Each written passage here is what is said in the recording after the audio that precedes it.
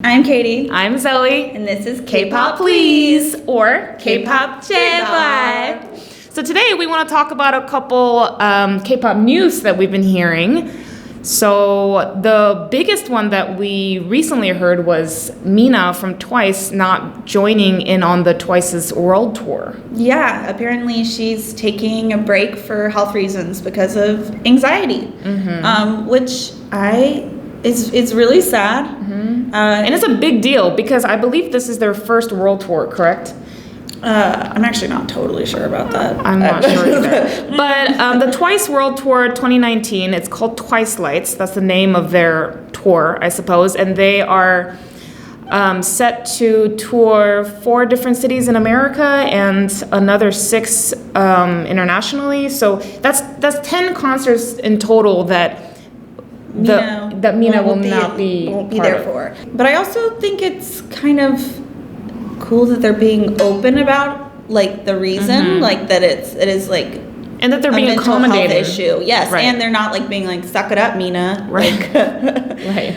Like they're like, oh yes, this is a serious problem, and we want you to get the help you need and not force you to. Because like a lot of times, you hear terrible stories about how idols are worked to exhaustion. They work while they're injured. They're just like constantly forced to be like pretending they're at the top of their game when they're really like suffering. And this is not the first time where a member of a K-pop group needs to take a leave of absence due to anxiety or mental health related issues. So it's great that they're being accommodating. It doesn't say, we haven't been able to find anywhere when she might be coming back, but we hope that she will recover and take care of her health first. Yeah, I can't even imagine, honestly. Yeah. I'm sure it's tremendous amount of pressure that these singers are constantly under. So, yeah. And then on to the second news. Fin.K.L, who is one of the OG K-pop girl groups from the late 90s, early 2000s, just came back on a reality show called Camping Club. This is a pretty big deal because they debuted 21 years ago, and after a few years of working and being one of the most popular groups, they kind of disappeared for a very long time. Kbeauty, as some of you guys might know, had a very successful solo career, but the 4 women that was in the group together have not really reunited or have been seen in public together since the group disbanded a long time ago. So was there beef? 2002. I'm not was there any sure. drama? I mean, there's always rumors about like that they didn't get along or that they had all this drama, but they had a very successful run for 4 years, and they disbanded sort of and have all been doing their own thing until now. So I haven't seen the first episode yet because it just dropped, but it's getting a lot of buzz in Korea.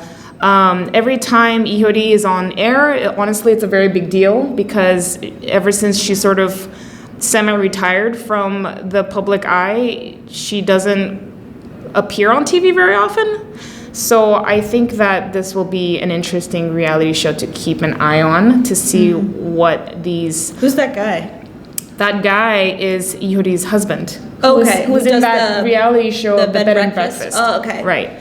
So is this kind of like a spin-off of Bed and Breakfast? Like they're camping, so it's like, come to my house. We're out in the rural area. It feels a little bit in the same tone, for sure. They're not visiting her home in Jeju Island, but I think it's meant to have that similar tone of let's just be in nature and talk to each other and be friends again after 20 years of our career. So I'm very interested to see. I saw a couple of teaser videos where there's been a lot of tears. So I'm personally really interested because I was a big fan of them when I was growing up. When I was a kid, they were Fin.K.L and SES were the biggest K-pop girl group of my time. SES debuted in 97 and Fin.K.L debuted in 98, and for the 4 or 5 years that they were active, they were huge back when we didn't have a million K-pop groups. So it's drawing a lot of attention, so it'll be really interesting. So if you are interested, check it out. It's called Camping Club, and they just aired the first episode on the 14th, so brand new. And then on to another news that has caught my eye. It's this new reality show called 유학소녀, or UHSN. UHSN? Yeah, I think Yeah. yeah. It roughly translates to Study Abroad Girls, and it's a reality TV show based on giving a group of international girls from different nationalities a K-pop experience. So it's a group of mainly white girls, but it's the show is basically about them going through the experience of becoming K-pop idols. So there was an episode that I saw where they were getting made over, another episode where they were shooting the music video, training and living and breathing like K-pop idols would. Did they have like a whole audition process that was aired like a Produce 101 kind of situation? They got picked, or is it just like that all happened off screen and then I believe it happened off screen. I don't know how the recruitment process really happened, but what's really interesting is that every single girl that's part of this, I guess, experience is from different nationalities. So that's really interesting. They just dropped their music video on July 11th. It's called Popsicle, and it's drawing a lot of attention and it's getting positive reaction from the viewers because it's never been done before.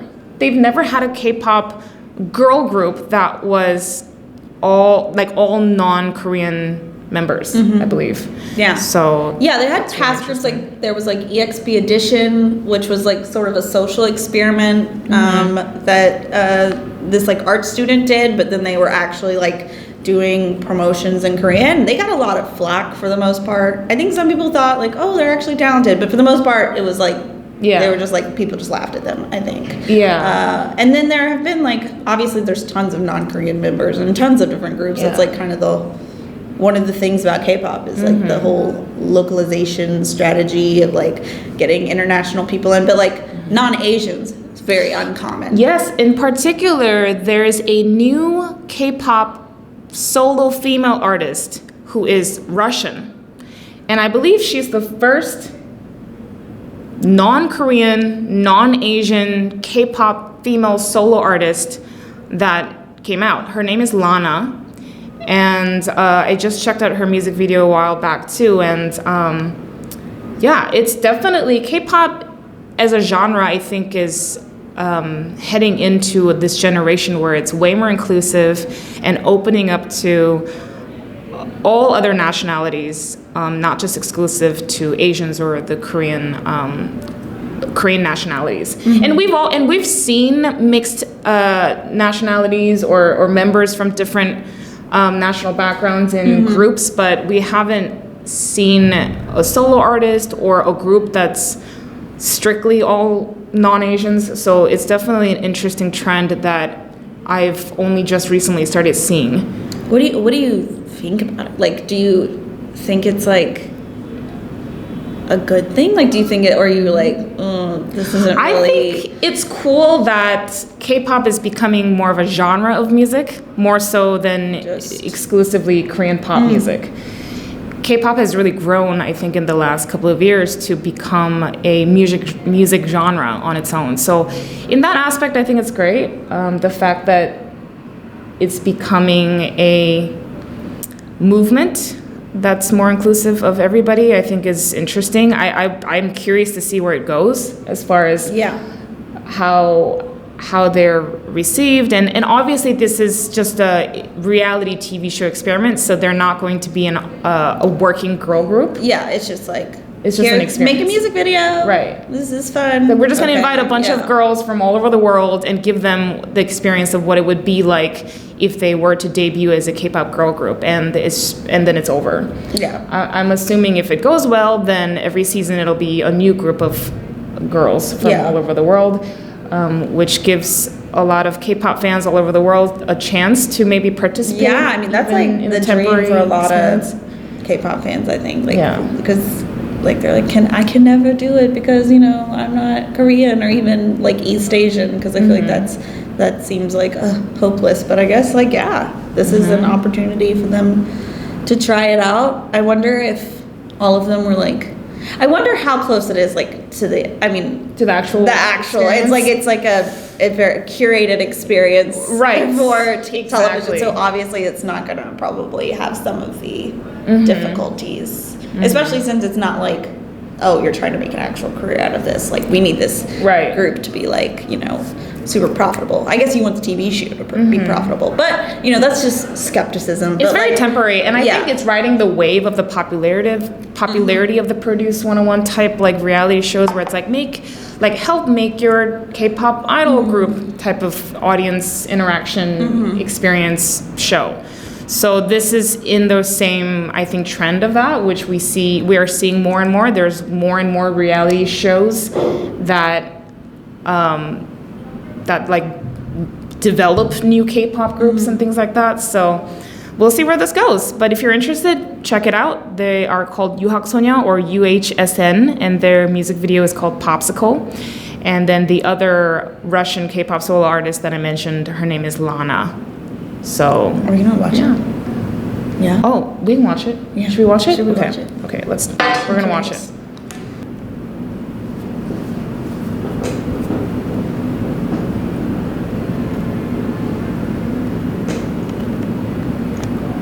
Vintage. She's listening to a cassette tape.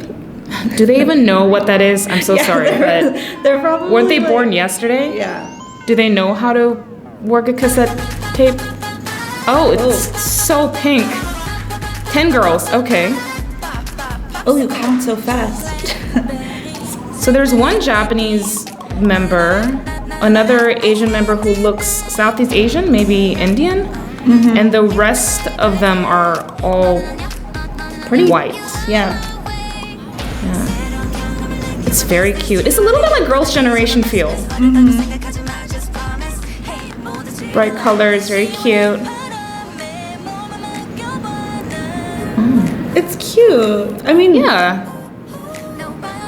they're doing a really good job. Like, and they sing in Korean. Yeah.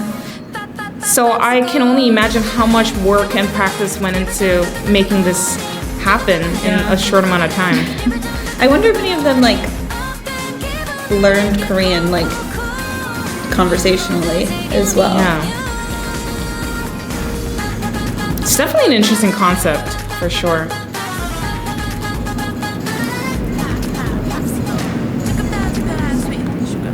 Oh, there's like a little. Gotta have rappers. Yeah.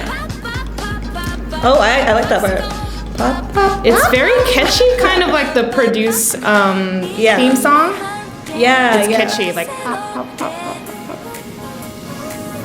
pop, pop.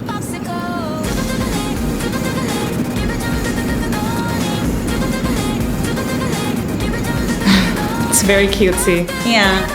They all look maybe in their mid-teens, late teens. Yeah. Maybe they're all high school age. Yeah, for sure. I mean, maybe some of them are older. I have no idea. But.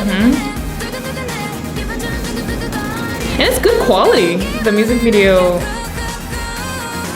has a high quality value.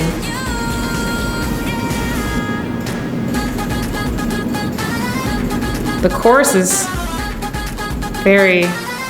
Like it is. I mean, it is. I mean, obviously it's a K-pop song, but I'm wondering, was this like written for like a currently debuted girl group or something, and they just took it, or like was it like I don't know. And the Japanese member 80 was in another reality TV show, which was a big deal. She was in the last season of Produce.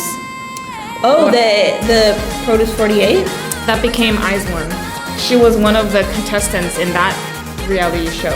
Oh, That's kind of sucks for her. I mean, no, this is great for her. She's still getting that. Okay, she's good. But it's like, oh, she was like, yeah, she clearly didn't make it into IZ*ONE. Yeah, but this is her second appearance in a reality. Yeah, I mean, maybe if she keeps, maybe this will still get her like a way into the industry. And I mean, but if she was on Produce she was at least already with a Japanese agency. Yeah. Whereas like, And are these other girls like, are they? I wonder if they're like actually like pursuing like music careers in their own countries, or are they like? That's a She good obviously question. is, but like or is it like more like, oh, I just really want to know like what it would be like to be a K-pop star? I mean, they all obviously can dance and sing and stuff. So 80, I remember in Produce 48, right?